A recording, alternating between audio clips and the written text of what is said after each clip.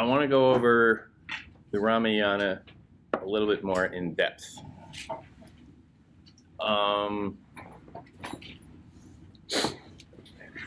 We said the other day that we have here a selective selection. It is a much longer work, and this is a very surgical excision from it in terms of the passages that they chose. There's an awful lot that is not included that, frankly, you can make a very good argument, changes the overall character of everything. Well, not everything, but is significant. But for what we do have, it opens up an awful lot of questions that I think are probably the most interesting aspects of it.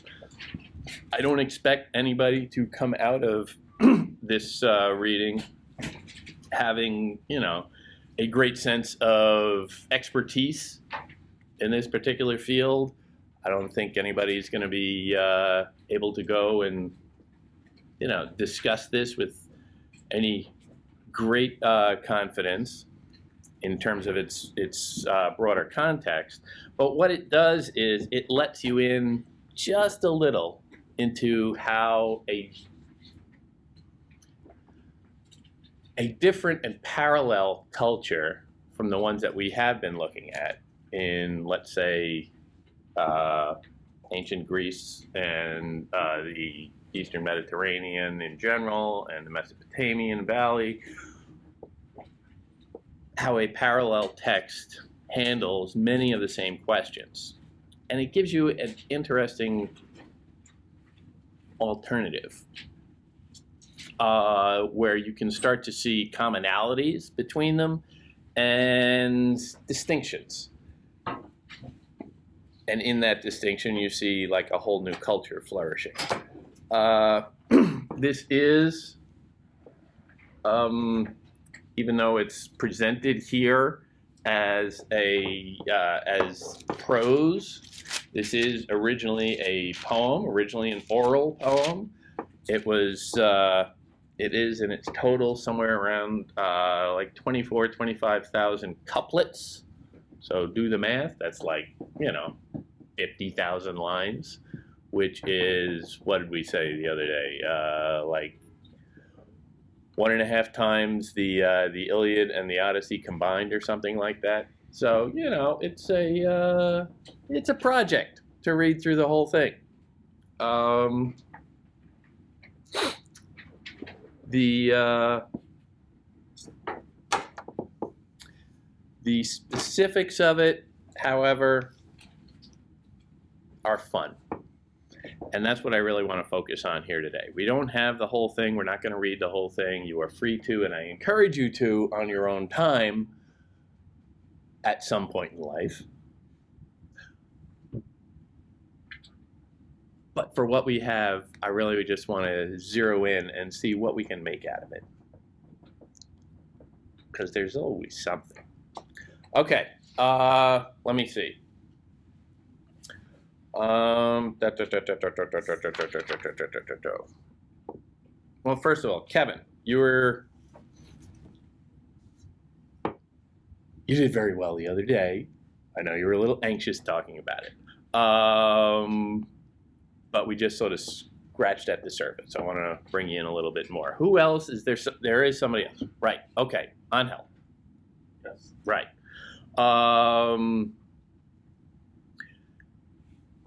It's nice that you're sitting close because, it keeps me from doing the tennis thing.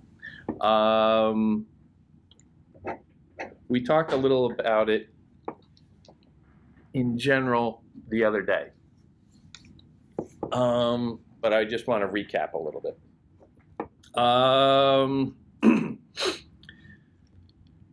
Kevin, what's the initial issue with Rama at the very beginning of this selection? What happens? He gets not disowned but kicked out of his civilization. Kicked out to where?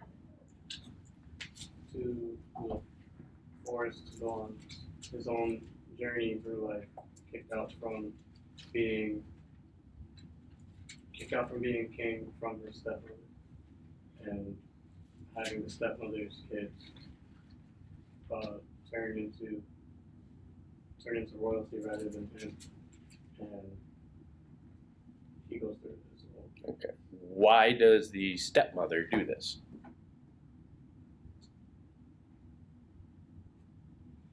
She was greedy, I think so, Because, in the sense that she just wanted power. yes, because, quite explicitly, women are bad. We all know this. I didn't say that. You didn't, I did. No, well, that's obviously not what either of us are saying, but it is sort of what the text is implying. Not all women, however. What is the deal? What's the deal with, what's it, Kaiki, the stepmother?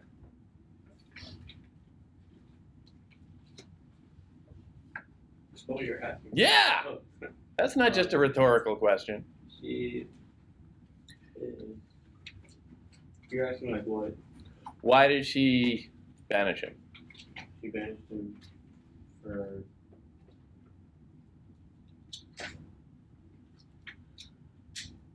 She just didn't want to be overpowered from it. She wanted her son to ascend to the throne. Her Right. son is Bharata, and She did because her husband that's rough, but she didn't want his son to overpower her, causing. I mean, there was a feud already from the start, so she didn't want to be.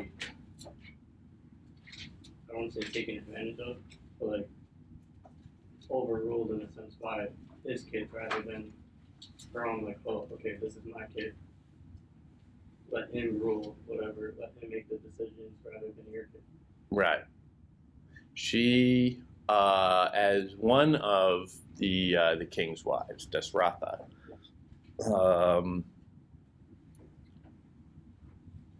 she wanted. Well, Rama was the heir apparent. Rama was the next in line to the throne.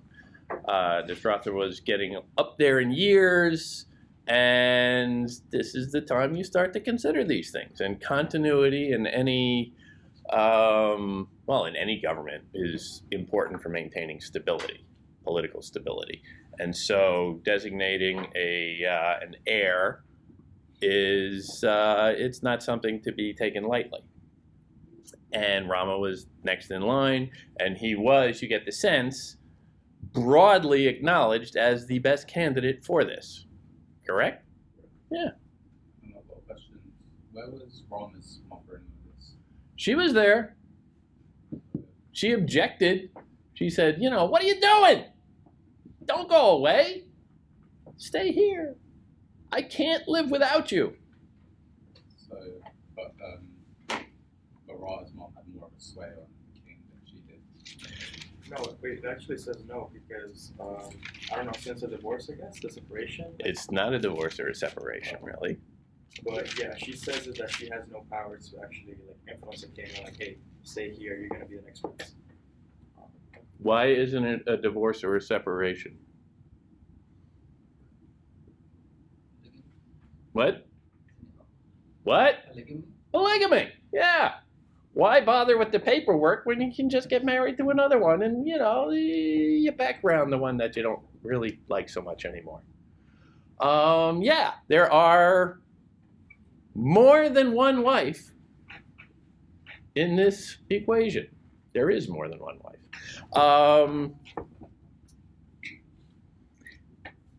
As a very old traditional king, he has many wives, and you get these little power struggles.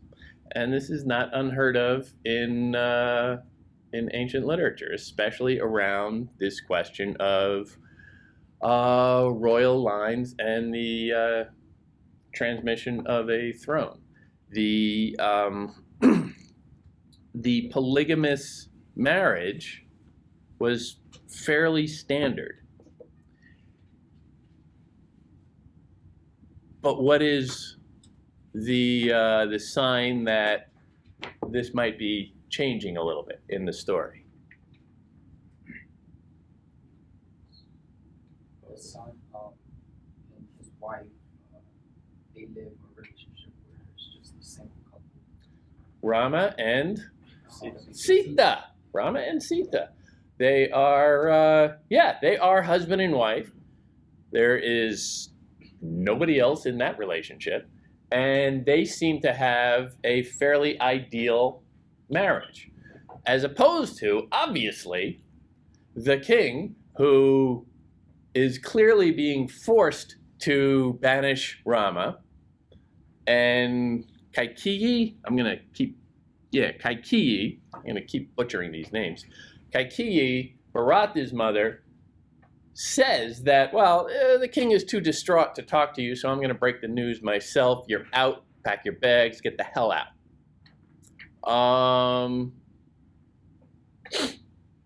Clearly, she is forcing him to do something. He granted her the right to do something, and he is standing by that. She is forcing him to do something he really does not want to do, however. She is abusing her power, and in so doing, indicating that maybe their relationship isn't so good. Maybe they should talk things out.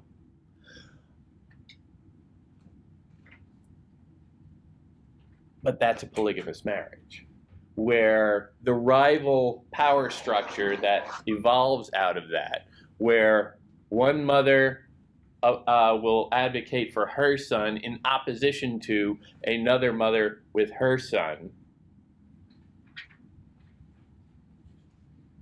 And it's just a destructive and wholly negative experience. The mother of Rama, let me see, page 1132, however, gives an interesting characterization to her opposition to this. Now, you can understand, no mom wants to see her son banished. And she is necessarily upset by this. But just look at how it is couched, because it's the details that are always the most fun.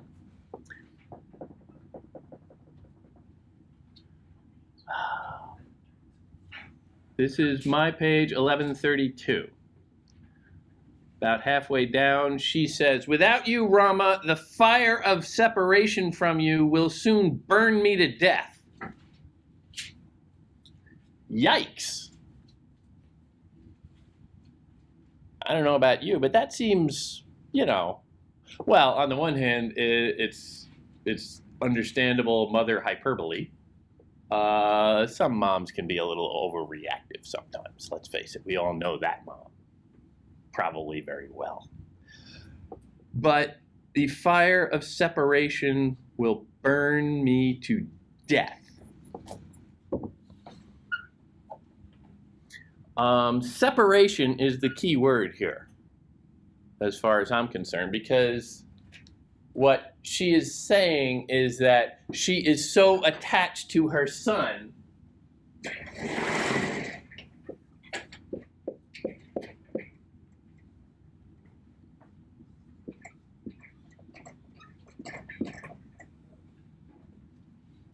Is that right? I don't know.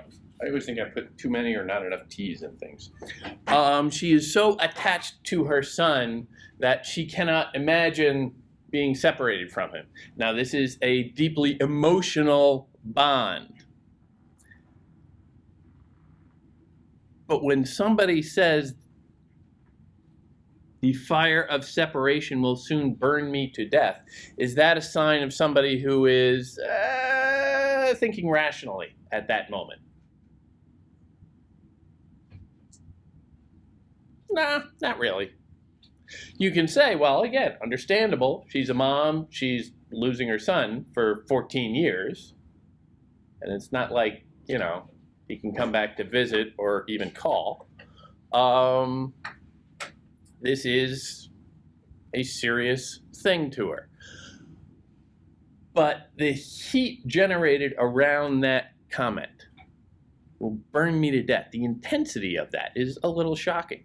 And you get a sense that she is being portrayed here as a little over the top. A little, well, that seems, that's just too much. It's not going to burn you to death. It will be unpleasant. You'll have to deal with it. It'll be an adjustment, to be sure, but it's not going to burn you to death. So here, she is being cast in a certain negative light. This is how you are not supposed to react to news. Of course, they have this reaction in a woman. How should somebody react to bad news? And they use this example to say, not this way. Yes, she loves her son, and that's admirable. But perhaps the text is arguing, I would say, you should be a little bit more calm about it and just accept it, because it's already been agreed to. Rama has come to her and said, I'm leaving. I've been banished. I'm packing my bags and I'm gone.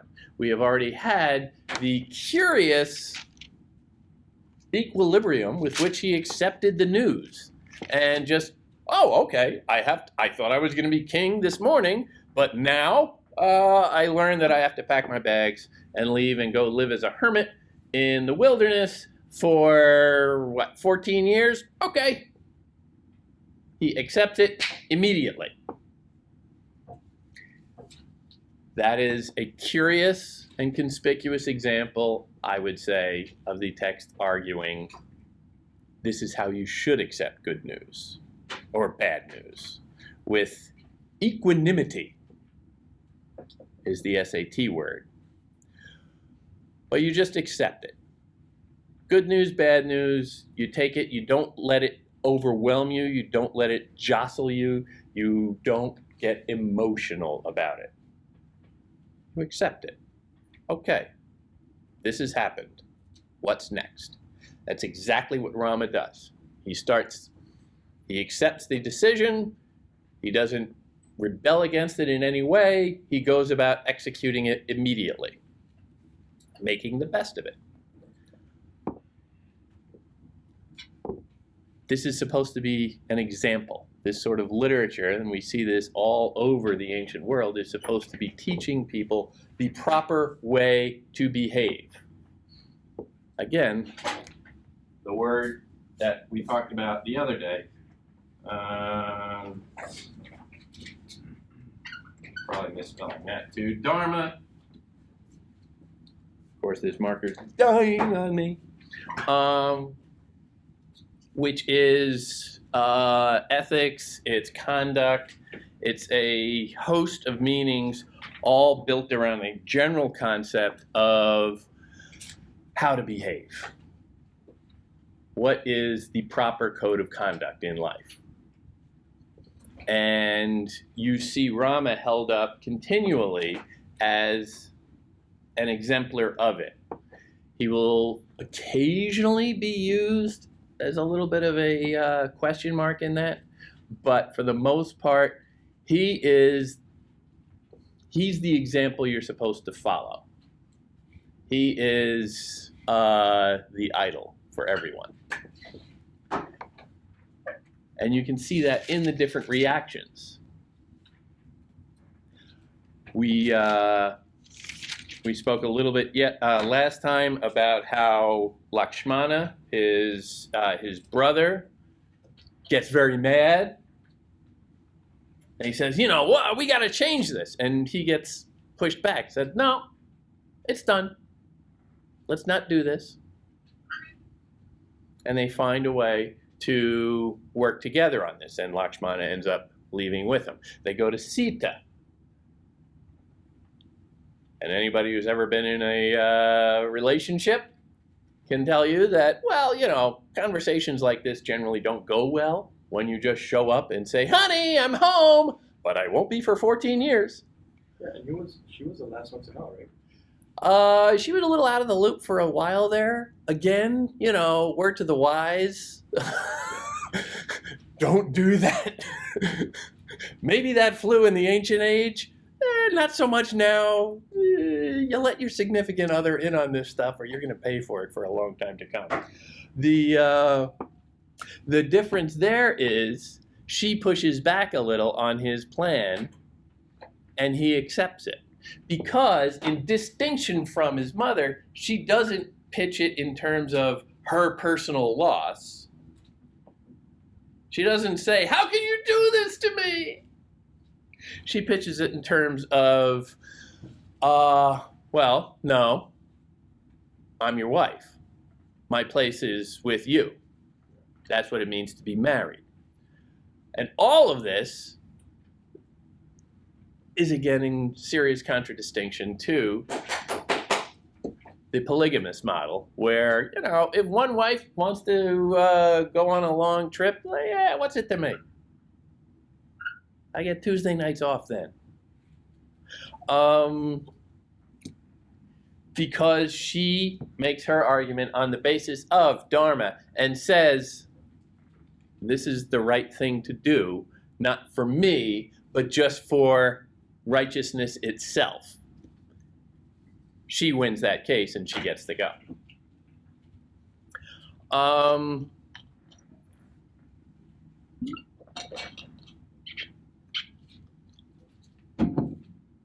When they get out into the forest, Angel, Yes, sir.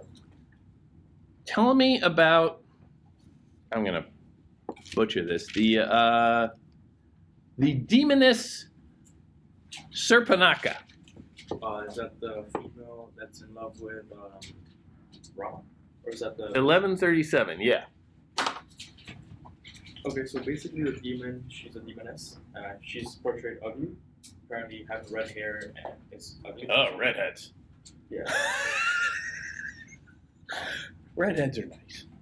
Yeah, well basically she saw that Rama was a handsome guy, and she saw him basically chilling with his wife and his brother. She's like, hey, I fell in love with you. And she was so direct, she's like, I fell in love with you, come with me, leave your wife, let's be married. So kind of Rama just goes ahead and just kind of plays with it. He's like sarcastic about it. Hey, you know what? If I wasn't married to her, I would go with you, even though he wouldn't. And like switch the conversation off and pass it on to his brother. He's like, why do you marry my brother? Like he's the middle. So yeah, he basically goes back and switches it over to Rama. Hey, I would, but like, I don't want you. Then the demoness wants to. She gets angry and she says, okay, you know what? Let me just eat Sita, because why not, right? If she's not here, I'm gonna marry you. So that's when the brother draws a sword and cuts off the tip of her nose and the ears, and then she just flees away to go see her brother, which is Rama. We'll get there. Okay. She is a demoness, a semi-divine creature with magical powers who falls in love with, or at least infatuation with, Rama. And we spoke the other day about, well, the antecedent for this isn't that hard to see in Ishtar and Gilgamesh. You know, a divine creature sees a essentially mortal person, partly divine, but we'll get there, and puts the move on him in a somewhat devious way. And it doesn't go well. She is rejected. But the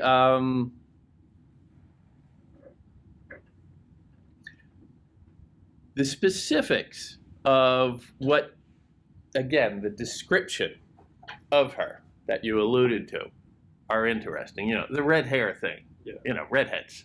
They're psycho. But specifically beyond that, the contrast between them. This is page 1137. She looked at Rama and immediately fell in love with him. He had a handsome face. She had an ugly face. He had a slender waist. She had a huge abdomen. He had lovely large eyes. She had hideous eyes.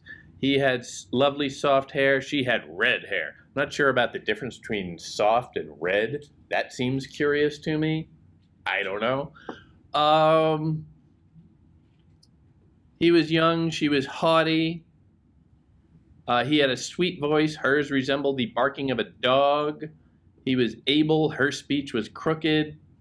All of this, I mean, there are a couple little characterizations in there. A lot of them seem to be delving around the physical and physical distinctions, which you can make a pretty good argument are essentially racial distinctions.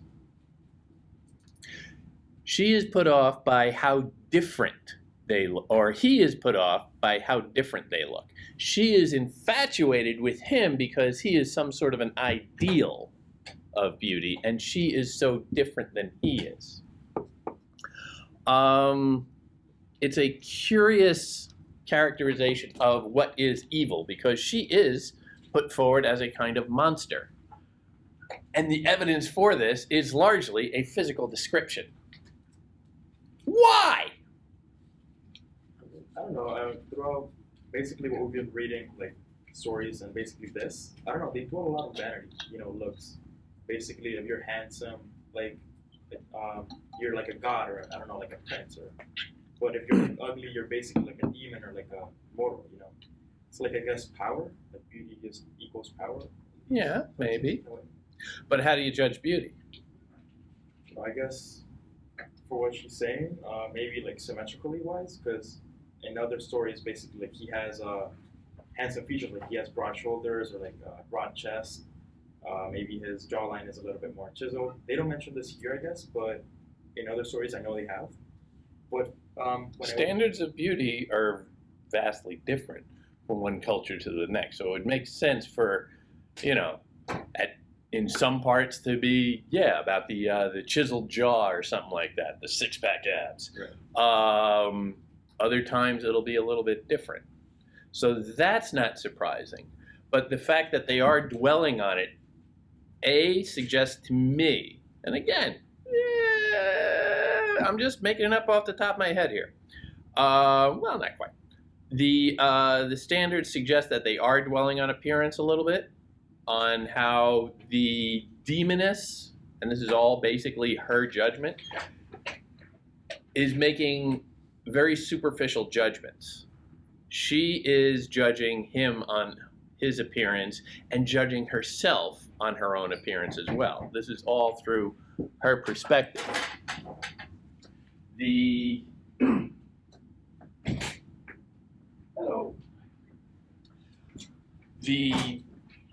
practice of making superficial judgments on physical appearance, what can we deduce from that?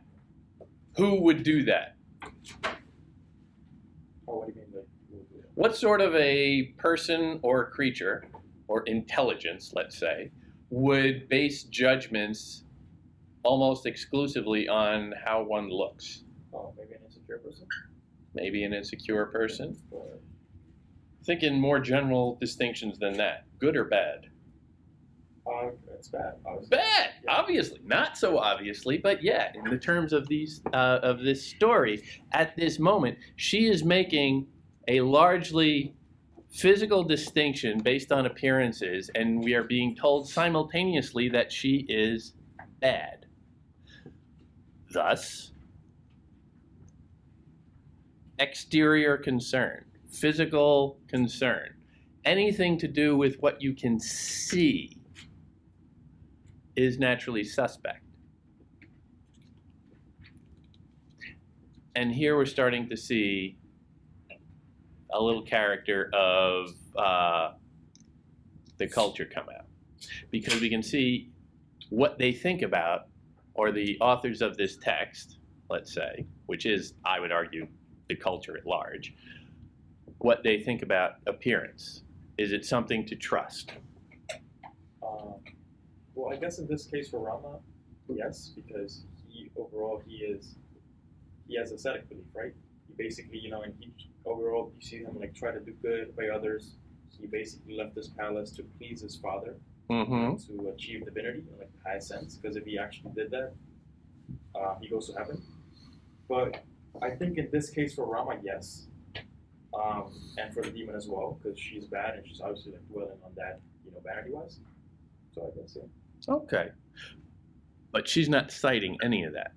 She's not citing the story of Rama. I'm not even sure she knows it at this point. She is citing what she sees in front of him. She is identified exclusively in terms of being evil, and she is making a completely superficial judgment based on him. Is this the character of some, or is this the sort of behavior that someone should model? No. Because it's what evil monsters do. So you're starting to see like, oh, okay, that's an interesting little value judgment. Not all that original necessarily, but fairly timeless. Some cultures do value appearance more. Sometimes you will see a lot of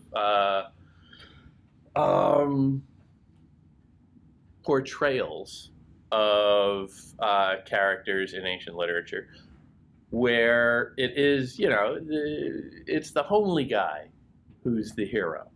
It's less common, but that questionable nature of appearance is significant because demons and evil spirits are always flexible in that regard. And even gods and goddesses, I'm thinking more of like the Greek tradition now, tend to take on different disguises of different human beings and go in and sort of like, mingle with the human beings for a little while and try and stir up trouble while in disguise. So that sense of appearance and the distinction between appearance and reality is rampant in ancient literature. And here we see one little iteration of that where they're saying it's not only a concern with appearance is not only suspect, but in this case might actually be evil in itself, because appearance is a physical quality that is not supposed to have any real resonance in dharma, in behavior itself.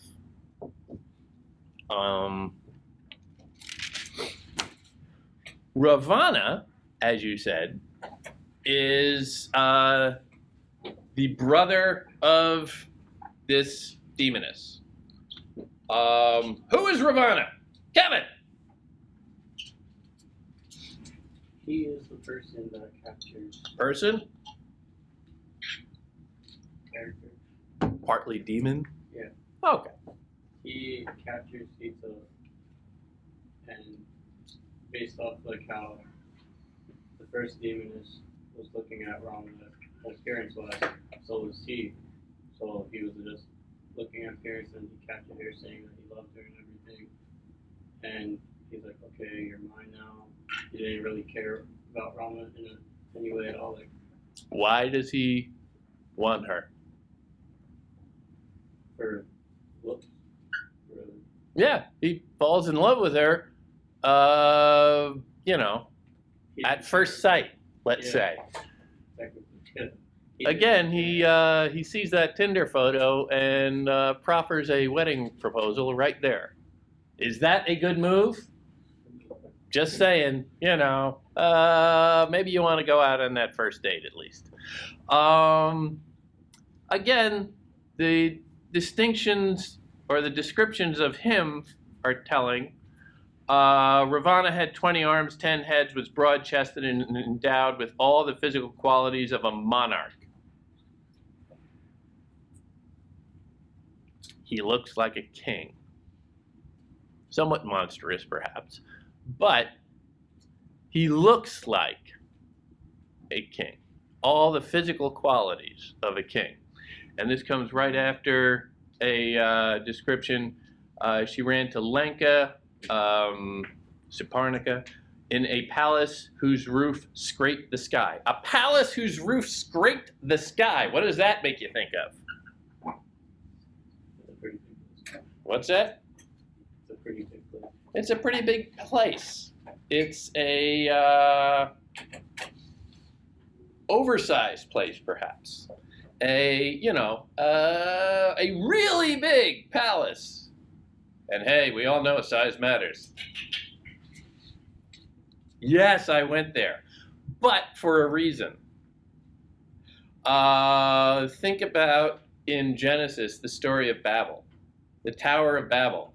God got mad at the ancient Hebrews because people on earth had created a tower that started to encroach on his territory. And so he says, okay, don't do that anymore. I'm going to make everybody confused. You're not going to be able to build anything if everybody's speaking different languages. Nobody can understand one another. So there! Stay on your own level. Towers that scrape the sky. Some of them reaching 3 floors. Look at Midtown. But you get the sense of this grandeur of a monarch. A tower that scrapes the sky. He is a dramatically outsized personality. He is a somewhat decadent. There's a lot of descriptions of how luxurious the palace is, not only size-wise, but how much gold is dripping off of it. It is the Trump Tower of the ancient world, somewhat monstrous and hideous. What can we deduce about him from this appearance?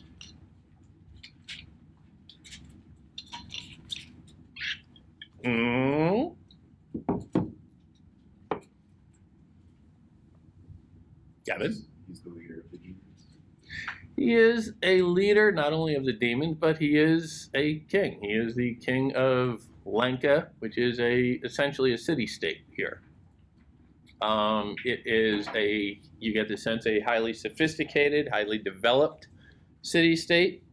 All the modern conveniences, lots of knickknacks. But there's a real sense of moral compromise in the gaudiness of it, in too much concern with the exterior physical appearance. So much luxury, so conspicuously worn, what are you trying to compensate for? The exterior is always considered a disguise. And if it is really lavish, it's not that different than Rama's mother's emotional overreaction to the bad news. It's demonstrative. It's overdone. And again, that little value sneaks in there and starts to tell you that, well, this should be this sort of behavior, these decisions, this style, not just of architecture and home decor, but this lifestyle should be taken as a cautionary tale. But it's not just individual behavior that's at question here. What is Ravana, and why are his personal choices extra suspect?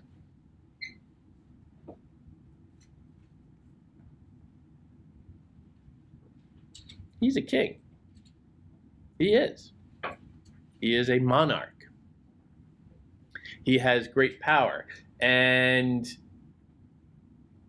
you get a very real sense in reading through this that great power does not extend beyond the trappings of power. He is morally suspect because he is so concerned with how things look. And he's so wrapped up in appearance. He falls in love with Sita at first sight. No sense of what's beneath the pretty face.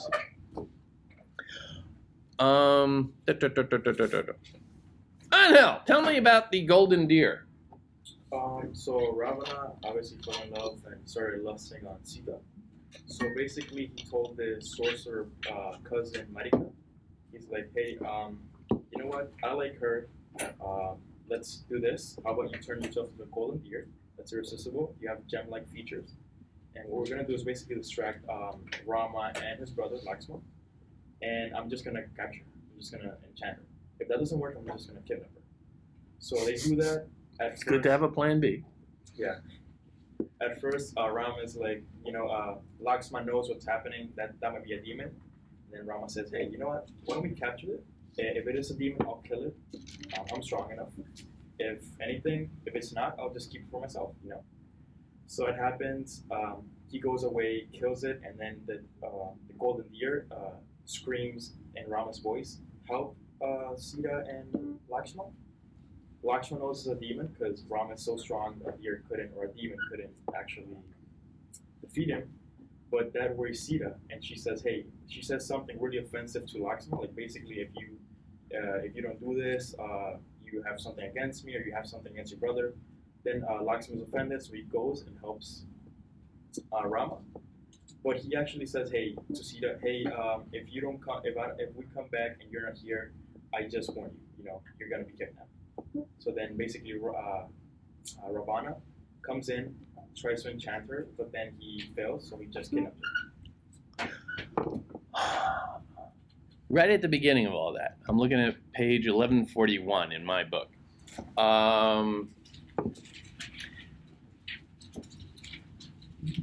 The deer, who is, Marika, comes romping around, playing in front of Sita.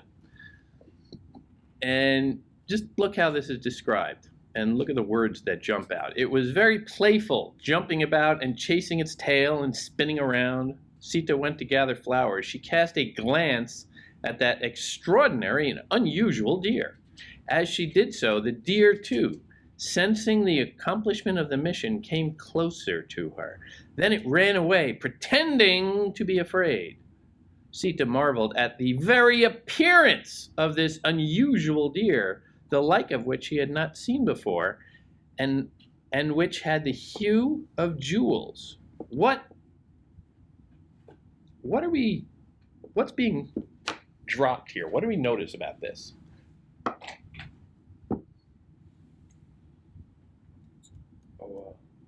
Materials, I guess. Basically riches, physical riches. Yeah. This is a very fancy deer. It is, funky colors and has jewel, whatever. It looks quite ravishing.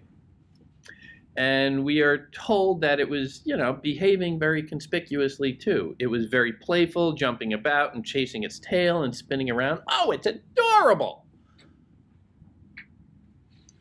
Sita marveled at the very appearance. The appearance is what is drawing her in. The appearance is where she goes wrong. Everything bad happens because she falls for the appearance. This is also, I suggested last time, heavily reminiscent of Genesis, the Garden of Eden. The girl starts talking to a magical creature and is drawn on by a sense of curiosity. They dwell on the word unusual in this. Now again, translations, whatever, but this notion of curiosity is clearly there. She is beguiled by this. It's not just an attraction. It's not just dazzled by the beauty. She is curious, something that is unusual, which is exactly what happens with Eve. The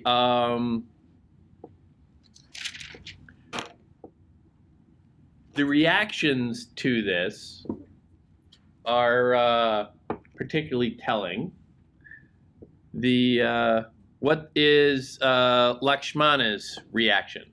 He basically says, "This can't be real. This is a demon. We haven't seen any deer like this before." Okay. And he just says, "Okay, right off the bat, that's a demon." Okay. On the surface, and I know that the irony of me saying, let's look at that, but his reaction is essentially suspicious, but very smart. You know, let's be cautious about this. That could be something really bad,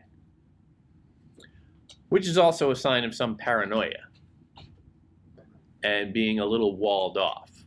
Now, again, always look at the general character of what everybody is saying and whether that is being presented as a good or bad thing. You can say that he is being smart, but I think it's fair to say as well that he is being a little paranoid, because if you, I mean, they are in the middle of the wilderness. They're going to see some strange things out there that they've never seen before. What is the proper posture in entering a foreign land? Do you immediately pull in and say, no? Or do you stay open to the experience? Right? You could be a little open-minded. Yeah. But yeah, I don't know. I just got it from there that, you know, they both have like godlike powers, and I guess he sensed that there's a demon right off the bat, maybe. So I guess that was my assumption. I look at the pattern because what you have is three characters who all react in different ways, and they come one after the other in quick succession. So when I see a pattern like that, I say, okay, you know, what distinguishes each from the other? Because they're not just reacting in a vacuum, or at least it's not being presented that way. Lakshmana is smart, but I think we can say a little suspicious, a little paranoid.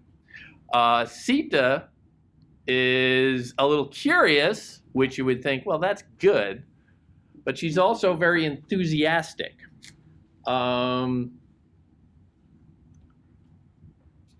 Sita interrupted, this is 1142, Sita interrupted Lakshmana's talk, interrupted his talk, a passionate move from the start, and said, never mind, one thing is certain, this deer has captivated my mind. Captivated my mind. In other words, she has a sense of attachment.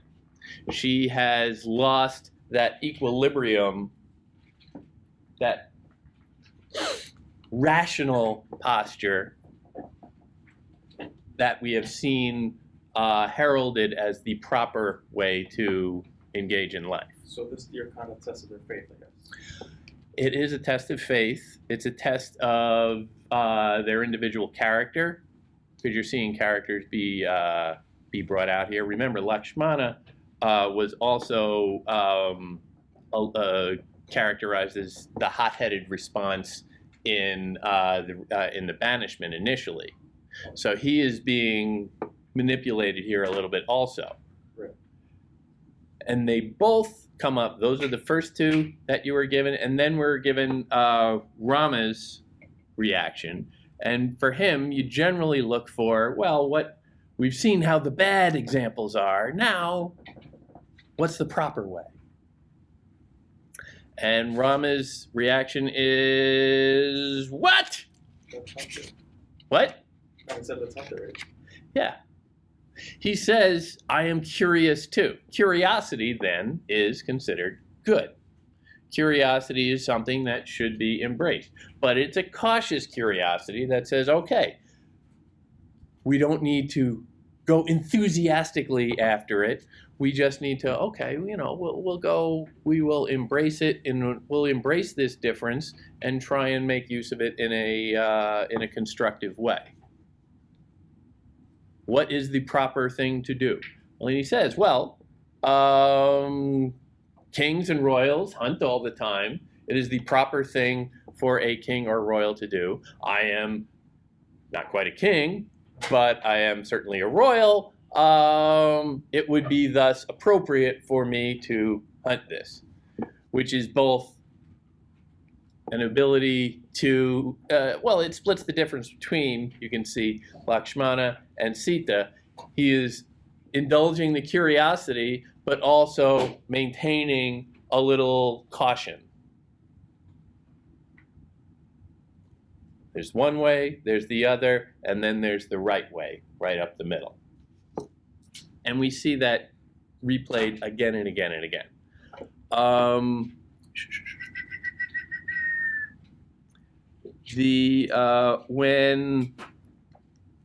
When Ravana comes knocking and actually gets her away, what is he doing at the very beginning? Always look for beginnings and endings whenever you're judging anything, but a first appearance is always important. When a bad guy comes on the scene in a movie, take note of how he is introduced. What's the music like? Do they give you dum dum dum dum when the bad guy walks in? Do they make him look menacing? Does he distinguish himself by coming in and kicking an old lady at first, just to give you an idea of who he is? These little storytelling techniques captured immediately. What does Ravana do? What is Ravana doing as he approaches her? He basically disguises himself as a sage. Like, he actually changes his appearance. Mm-hmm. And she gives him, I guess it's traditional over there, water to wash his feet. What? Now you're going to her. Okay. What's he doing? Well, He disguises himself as a sage. What is a sage? power to curse people and bestow wounds upon them. Well, sage means wisdom, Okay. sagacity. We get that word from it. So it's an old smart guy, right? Yeah, old smart guys. We run the world. We should. We're old smart guys. We know everything. Listen to us. We're old smart guys. I'm not being that funny.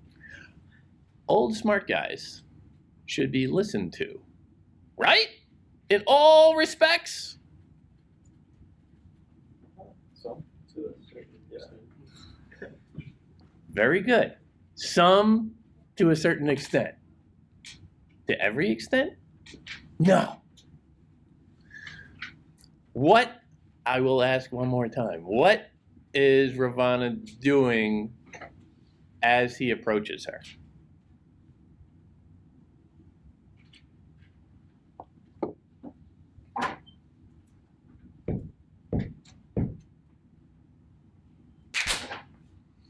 $11:43, down towards the bottom, he disguised himself as an ascetic, clad in ochre robes, carrying a small water pot, blah, blah, blah, blah, blah, blah, blah.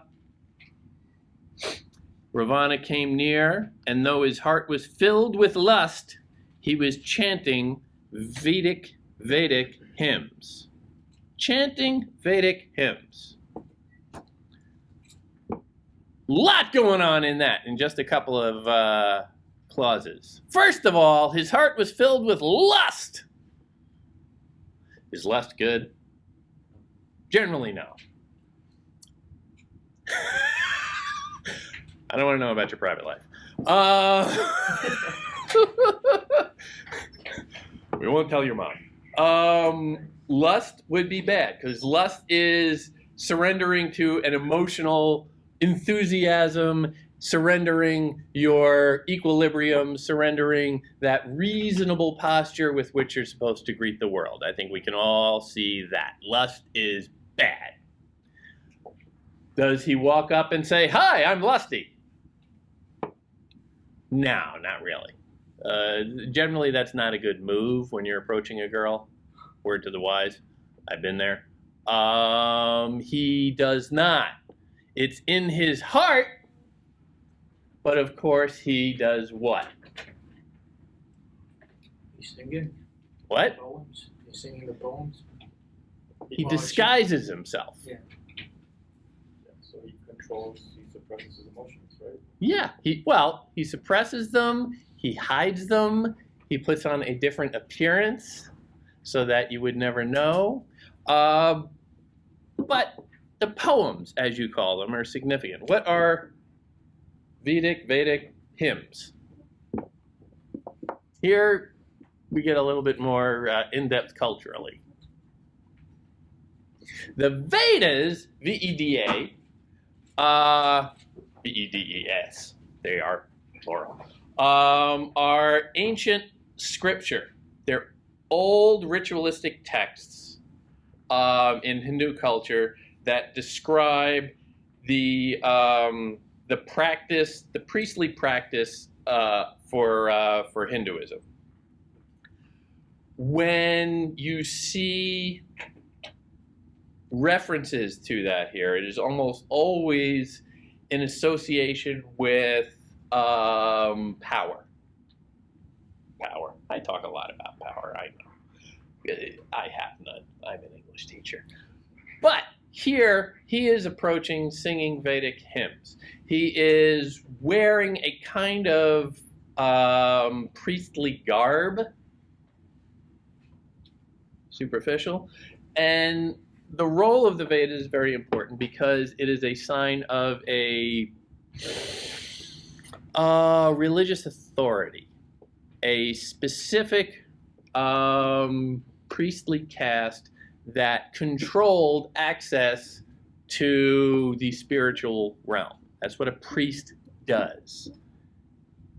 You can see him as and here I'm, saying there were female priestesses, but you can see a priest as a venue for connecting with the divine world, or you can see a priest as a bottleneck, blocking your individual access to that same world.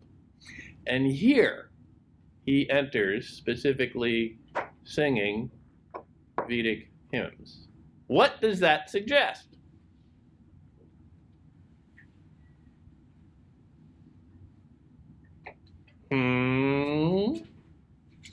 Kevin, off the top of your head. What? What does it suggest that he enters singing Vedic hymns? What is the association? Serenading her to win her over. Serenading her to win her over? Do you really sing ritualistic texts to win over a girl? I don't know what your action is in the singles bars at night, pal. If that's your go-to move, you're probably going to be lonely for a while. Me. I'm just saying. That was all something. Okay, yeah, maybe, like the birds in the forest, they sing to attract a mate. And the Vedic hymns were, they were the hot new singles that just dropped. But they really weren't. They had been around for centuries. They were a sign of an older culture. The Ramayana and its quasi-sister text, the Mahabharata, were coming along at a later point in history, and they are generally arguing a more universal approach, a more democratic approach, almost. The problem with the Vedas and the structure around them is that they did function as a official venue to God, to the divine realm, to spirituality itself. And what we see in this text specifically, I would argue, is a counterculture coming up and saying that is not the only way to access divinity. that through individual action, through individual asceticism, the renunciation of worldly things, you can achieve a kind of spiritual, you can achieve spirituality. The context here is important. Rama is sent off into the forest as a hermitage, to be an ascetic, to deny himself all worldly goods. In contrast to that, you have Ravana, who is living in the middle of all the power, all the luxury, all the wealth he could ever want. He is a centralized force in this world. Rama is a representative of a decentralized force where anybody can have access. Now, significantly, spoiler alert, Rama turns out to be a god towards the end, which suggests, well, you can extrapolate that however you want. Anybody could be a god at that point, although he's always sort of couched in terms of an ideal. He makes a few little boners here and there. But the idea of decentralizing the power, of saying that, no, you don't need the Vedas, you don't need the priest to access a kind of religion. You can do it on your own through simple good behavior, through adherence to Dharma. It's not that different than what happened with the Protestant Revolution in the 1600s, or 1500s, really, where a single church was attacked for being too powerful, too exclusive, too inaccessible, of standing in the way between a popular government, or a populace rather, and spiritual fulfillment. There has to be a alternative access point, and that's what I see going on here. Because in all of these recurring values that we see tossed up, monogamy, a de-emphasis on wealth and the conventional markers of distinction, and here on religion itself, the practice of religion, we see a shifting culture. We see a culture that is getting away from these isolated city-states. Now remember, Ravana is the monarch of Lanka, which is described as an island 800 miles out to sea, completely isolated. And within that, his palace is distinguished by having almost impenetrable walls.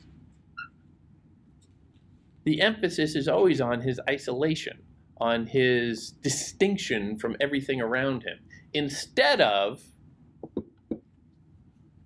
Rama is just living in the forest, openly accessible to all. He is a harbinger of a new era. He is an argument that centralized power, be it political or spiritual, is bad, needs to be questioned, pushed back on. The bad people in this, the bad creatures in this, are all powerful, traditional, consumed with values that the newer generation does not respect. It's not a hard paradigm to see, and it's not a hard one to recognize happening in our own world today. Let me ask you something, skipping ahead just a little bit. Tell me about Hanuman. Kevin first. Who is he? He is.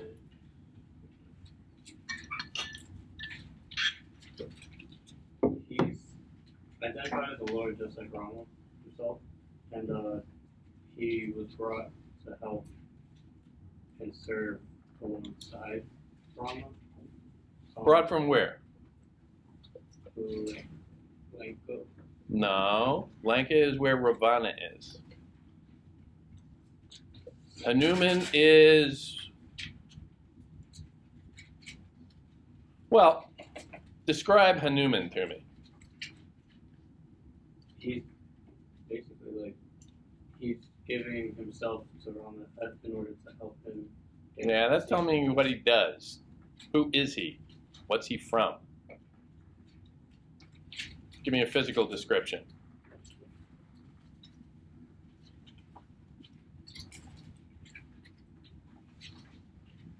It's a little confusing from time to time. Like a monkey. Like a monkey. He is characterized in many different iterations, and this story goes wildfire across Asia and into the South Pacific, and he is in many iterations an actual monkey. Here it alternates a little bit. You see him couched here more as monkey-like. And the Varanas that he is associated with, Varanas, are described as a tribal civilization.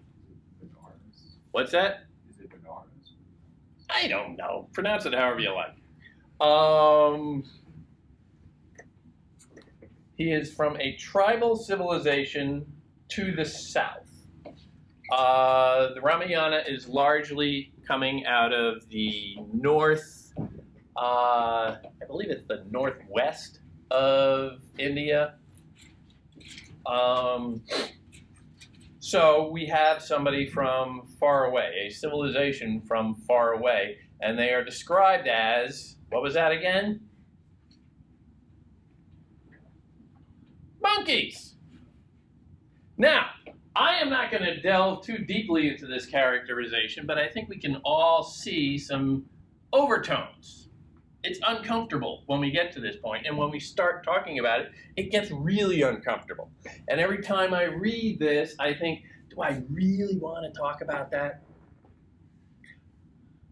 But yeah. Because why is that dwelled upon? Why is he used in this way in the story?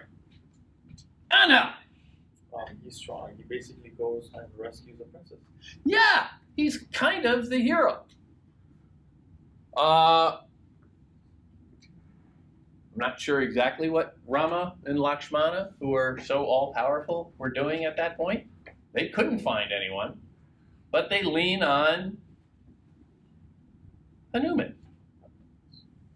Yeah, and he gets the job done. And he's pretty damn impressive. 800 miles and he jumps it? You know, that's impressive. He is a leader among his people. He is considered royalty among his people. He is obviously magical. He has, you know, some pretty hysterical powers. The ability to grow very large and then shrink very small. At one point, a monster jumps up from the sea to try and swallow him, and so he shrinks himself down really small, lets himself be swallowed, and then slices his way out. You know, clever. Again, many iterations of this. A lot of them find their way into some pretty interesting visual arts. He is immortal, right? What's that? He's immortal. I believe so. He has some divine heritage, and again, the tradition gets a little bit murky, and sometimes this can be a little bit indistinct. But you can see where there is this very real sense, because they have in the Varanas a political debate when they hear that, oh yeah, Rama lost his wife. Yeah. Do we really want to get involved? Is that something that's really of concern to us? And they debate whether or not they should help. And you get a real sense of us and them. There is us, the Varanas. Yeah, the monkey people. Down south. Nice and warm. We got our stuff going on. Why do we care what's going on way up there in the north? Well, us and them, tribalism. They are described repeatedly as tribes people. And yet, their hero rises above tribal identity and goes to serve the cause of the power center up north. Much more sophisticated, much more wealthy, much greater authority in the north. The primitive tribes people join the effort. Why? What is the effect of that? In terms of the story, what, as a reader, what is your conclusion, or what is your impression of this character then? I mean, at first he didn't want to do it, you know. Basically, his whole tribe boosted his ego, I guess, and like, it's basically, okay, you're capable of this, you know, you're the son of the wind god or something like that. And so he basically went. I don't know, I feel like I also read a part back in the beginning of the book that Rama's been like living for like at least 12 years. And he, like, they mingled, and then like he bestowed like some blessings on them or something like that. So I guess maybe he went because of that duty. He felt it was the right thing to do. He didn't really have many other reasons for it. He just thought about it and said, okay, no. There are people arguing against me going, but ultimately it comes down to what's the right thing to do. And he stuck with that. The effect of reading that, I would argue, is that you're going to think a little differently about the Varanas now. The story, from the standpoint of everybody who is reading it, who are probably in the north, they're going to say, well, you know, those people down south, maybe we always kind of look, you know, down our nose at them. But, you know, not so bad. You can be forgiven, you know, even if, let's say, you live in, you know, Jersey. You can't be all bad. The distinctions start to get broken down. You get a sense of a political crossover, a rebellion against an established order, a sense that the way things have always been practiced, have always been perceived, are being tossed out. Tradition hands down that the Varanas are primitives. You don't touch them. But here you're getting a much more universalist approach, where the entire nation is having to reevaluate and saying, well, you know, we're distinct because, well, we're parts of this city-state with this king, and you're way down there with a different king. But maybe the kings themselves aren't so important.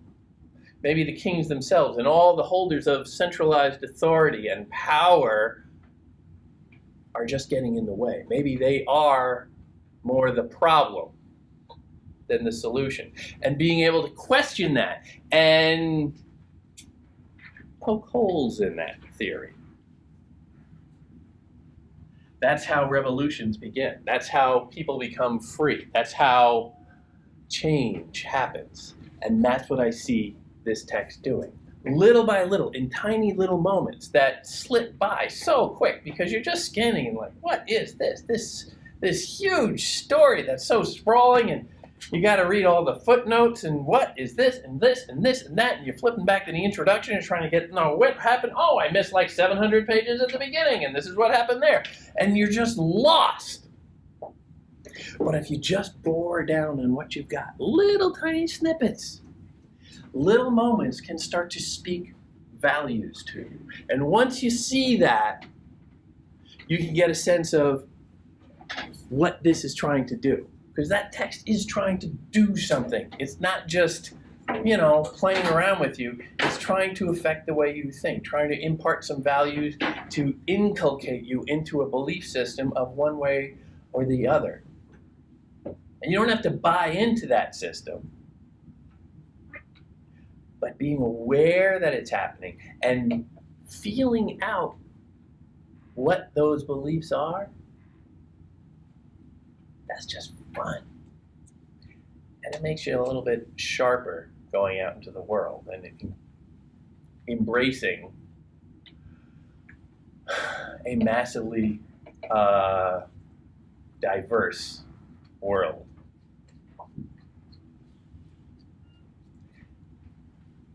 And reading a story can do that.